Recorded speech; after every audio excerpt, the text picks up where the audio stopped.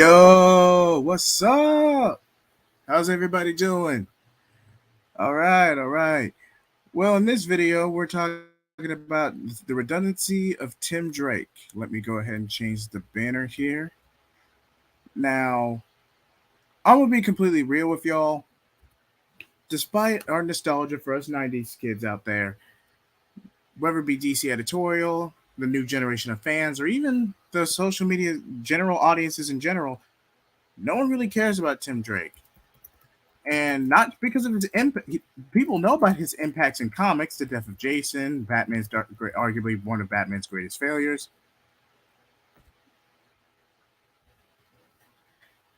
And despite of that, he's just lost all relevance since the introduction and potentially when Damian became Robin in 09. He did have a lot of momentum, he did have a lot of star power, but at the end of the day, you get more compelling stories and more conflict with Damian than a dutiful sidekick detective than you would with Tim. Now, this video was supposed to come out weeks ago, but but life happened. I just kept getting hit with delays. But it's finally out. We finally decided to go live, so the show must go on. And this, with the news of June 2023, in June, Tim Drake Robin, the title character's first solo series in arguably 15 in years, will officially be canceled after issue 10. And with the release, and even with the better art from issue 7, that is unlikely to change. A little too late in that regard. But I digress. Also, Batgirls is getting canceled after issue 19, but I will save that book for a later video. Like and comment, subscribe. Now, I would like, now, you've probably, if you're new to, if you're not, you've probably heard me use the term shelf title when it comes to like bad comic books, poor execution, creative directions outside of within the big two. And in case you're new on the channel, I just want to go over this very quickly for those new on the channel. The term shelf title, as the name implies, is a particular storyline or comic book that's just there to sit on a shelf or window dress. It isn't relevant it isn't relevant or will be referenced in later stories across the line, comic book line or label. Rather, these titles are the comic book equivalent of a publicity stunt and big status quo changes for the sake of it. Arguably, for better or for worse, one of the biggest examples is Civil War, with Peter Parker going public with his secret identity, the consequences of that, and then the inevitable undoing with One More Day. Ugh. But that's the most notorious example. I want to now. Hold on. Now, sorry, I'm having technical difficulties at the moment.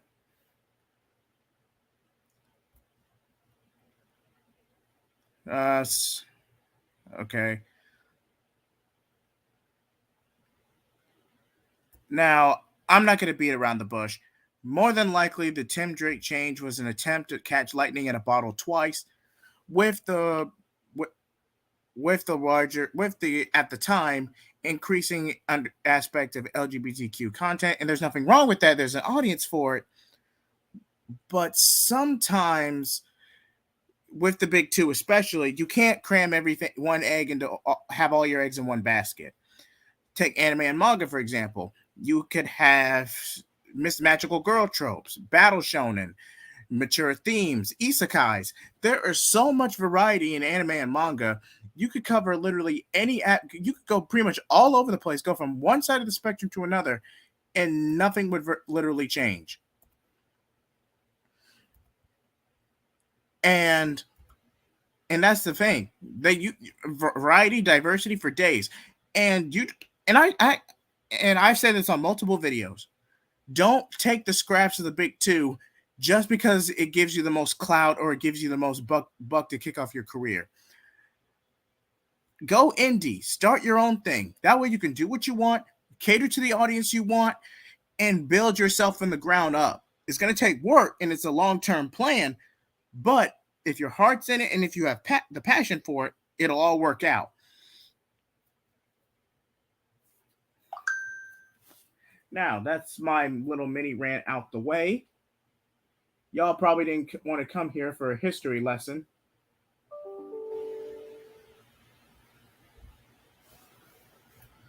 So I'm gonna skip the tirade. So I'm gonna skip the tirade and cut to the chase. With the recent news and article now, before I move forward, I will give Megan Fitzmatrin this.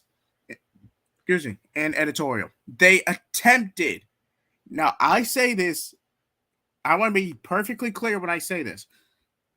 They attempted to give Tim Drake his own setting away, not too far away from Batman, but enough to where he could come into his own. But all they did with it was basic window dressing to where he's pretty much in a small marina town just outside the main city of Gotham. And I just feel like it was just the bare minimum because you obviously want Tim to be the main Robin again for nostalgia bait, while also leaving Damian off the periphery to do his own thing. But instead of having two Robins and risking brand confusion, just have one of them rebrand and grow into their own. But I get it; it's a double-edged sword on both ends. If you let Damian rebrand and get his own name, then why is Tim stuck with being Robin and or Red Robin? But if you let Tim rebrand himself again, you get another. Well, hold on. Let me just excuse me a moment.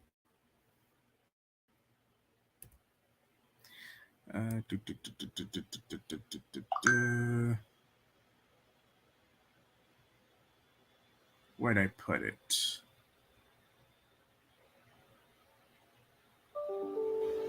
Where did I put it? Ah, here it is. Let me just screen share.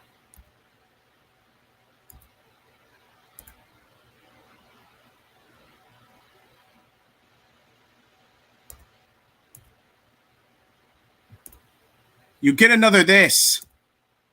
This right here. This right here. Tim Drake Robin.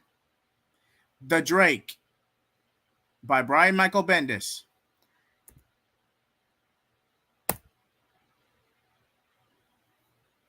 I think the subtitle speaks for itself, but I digress. There have been attempts to prop up Tim out of both Batman and to a lesser extent Damian's Shadow. It's just been mixed reviews all across the board. But again, y'all didn't come here for a history lesson. Despite these attempts to make Tim Drake stand out, it's clear that Tim Drake is struggling with a redundancy problem. Ever since Damian Wayne, Tim barely gets any time to shine. Nightwing is the acrobat and prodigal son. Jason Todd is the Robin who failed/died. And Damian is the blood son of Batman and has arguably more intrigue in his character and overall story arc. Tim is a good Robin and a good detective. Don't get me wrong, but not much else. He had a great relationship with Stephanie Brown, both in the Tomasi Comics run and with Bendis' Wonder Comics. The two were considering leaving the hero life and going to university together, i.e., Wally West and Artemis from Young Justice for you animated animation fans out there. But thanks to other factors, it wasn't meant to be.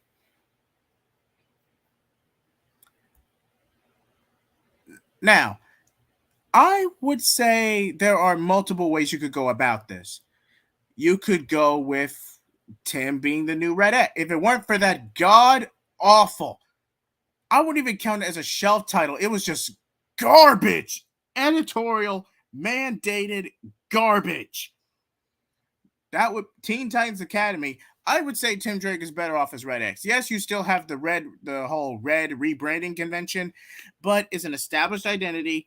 It's a strong IP in relation to Teen Titans 03, and it's a very tech savvy or tech based persona in terms of crime fighting and all these other avenues.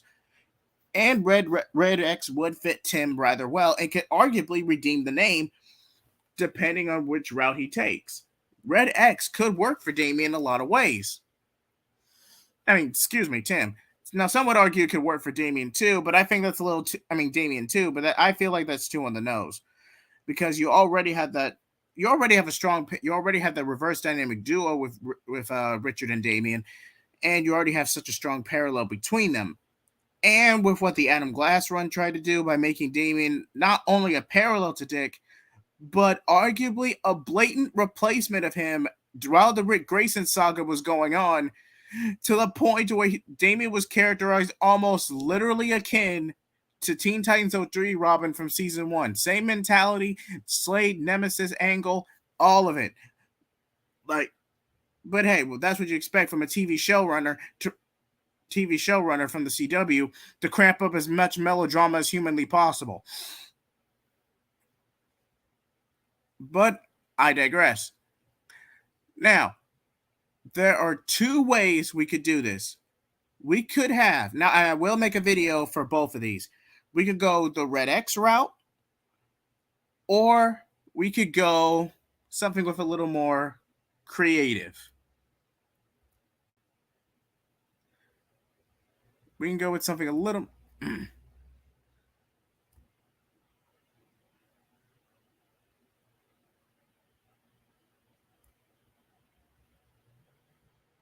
Hold on. Give me just a moment.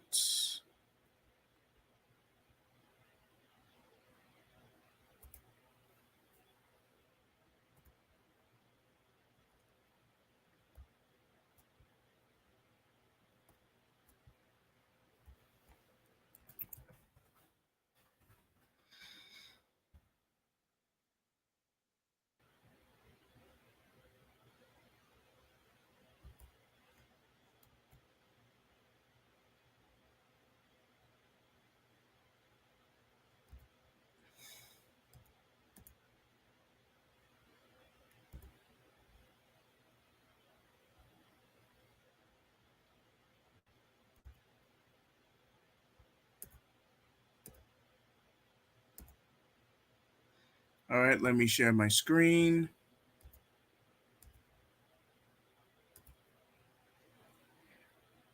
That Night Owl, International Detective. Now, granted, I know this is Night Owl from Alex Ross's Watchmen, arguably one of the best comic book stories of all time. But outside of Doomsday Clock and very specific storylines and synergy, this could work, because the only carryovers from Watchmen are Dr. Manhattan, the cosmic aspect in relation to Dr. Manhattan with his godlike abilities, and two other characters, kind of like mime themed. I don't recall, but they did make an appearance in Flashpoint Beyond. So I might be missing one more, but it escapes me at the moment.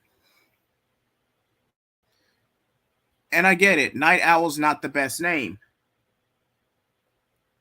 But hey, I was on Comics League with on a previous stream where we did talk about Tim Drake, and something like this is what we came up with on that stream, or at least the inspiration for this video.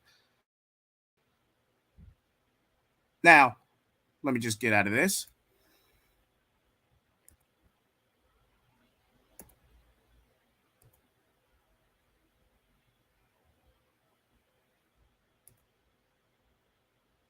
I'm gonna tell you a story. Let's just close. All right, I wanted to go back in time.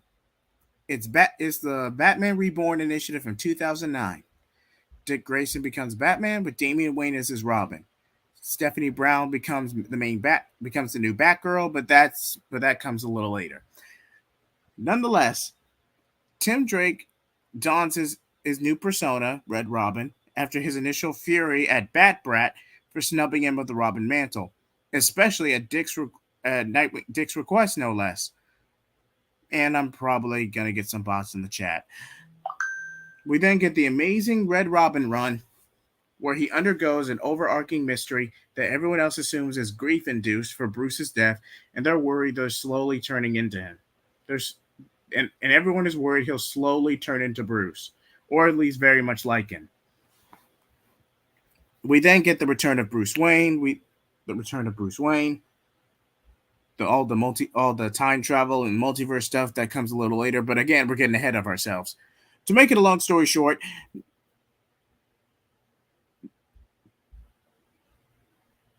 Tim is vindicated and Bruce Wayne returns. Now, I will not mince words. Damian was a brat back then. But In the overarching story of Grant Morrison's run and his pseudo trilogy, in that run, Damien's brattiness was mostly implemented for character growth. Some would argue he laid it a little too thick, but hey, that's subjective. We then all right, let's cut a little further ahead when Bruce starts to set up Batman Inc. and goes around the world to set up Batman Incorporated. What I'm pitching right now, instead of staying behind operating in Gotham, Tim goes with Bruce to recruit the international heroes. Why would Tim do this? Simple. He hates Damien and is still feels betrayed by Dick, but the prodigal son wanted to allow his brother in arms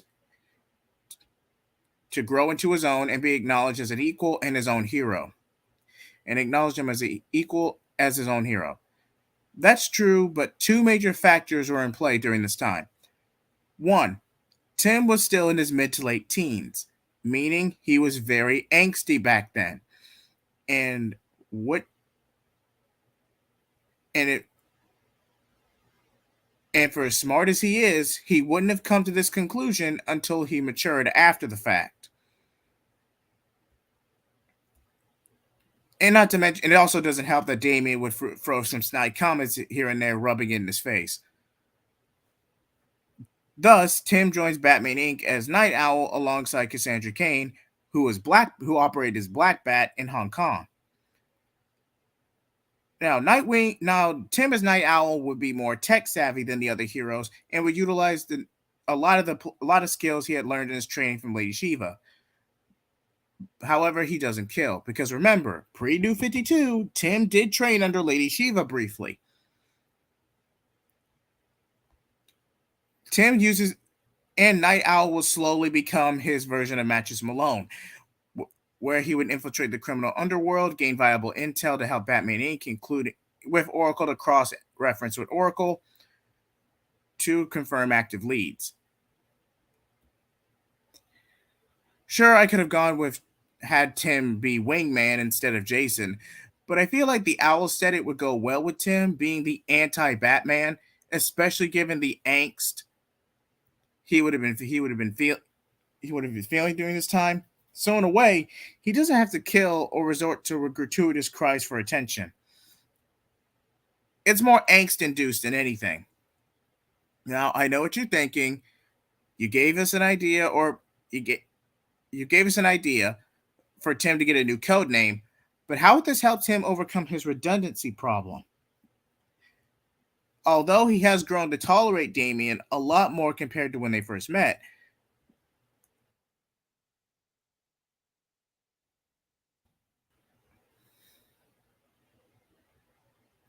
a lot more compared to when they first met. Tim and the way he's characterized clings to the Robin mantle like a football player reliving their like a in high, who reliving their glory days, not living in the moment, or arguably this is a more crude example, someone who peaked in high school. Tim's biggest problem is the fact that he doesn't have external depth or conflict outside of reacting and being foils to other characters. Granted, rebranding and changing code names alone does not a good story make. Bendis. Excuse me. If you couldn't go that route, I would have it that Tim and Steph left superheroics behind, at least for a time, before getting dragged back into the Bat family altogether. Now, as for Bernard, again, I'm not bashing what went down.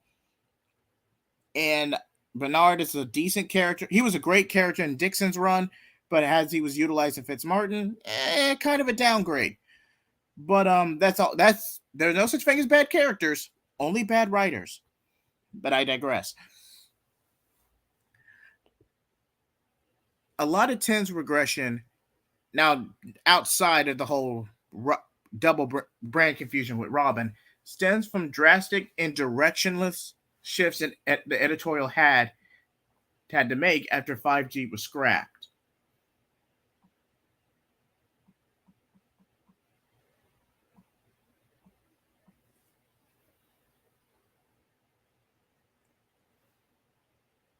but Damian was technically removed for Tim to fill the void.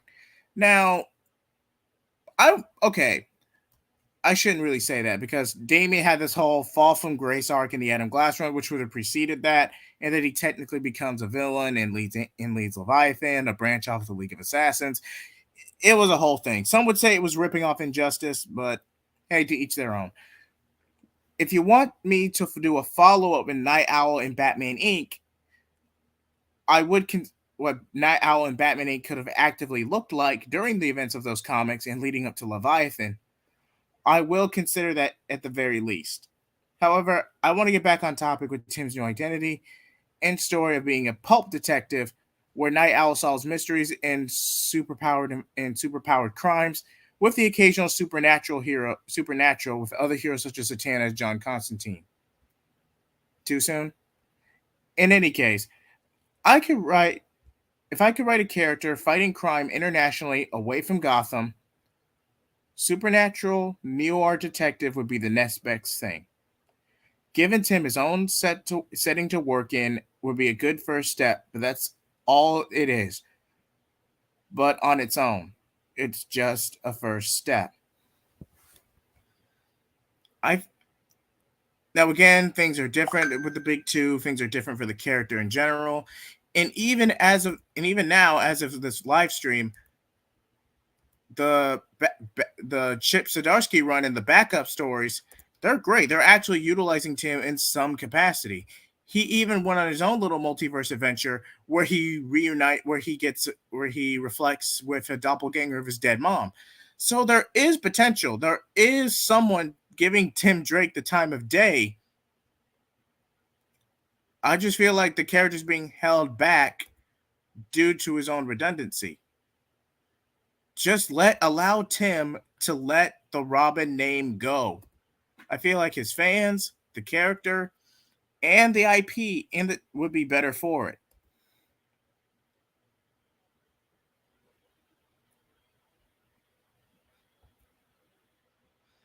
But yeah, this was not a full retrospective. This was just a part one, maybe to something more. But again, this was just an opening video for how ways Tim can overcome his redundancy. Next time I cover this topic, I will be doing Tim Drake as Red X, what that could look like, as well as continuing a Night Owl Part 2, or how we can reinterpret this idea if Tim fully leaves the Bat family. But it's been J. He Blaze. I bring the heat. Like, comment, subscribe. Goodbye.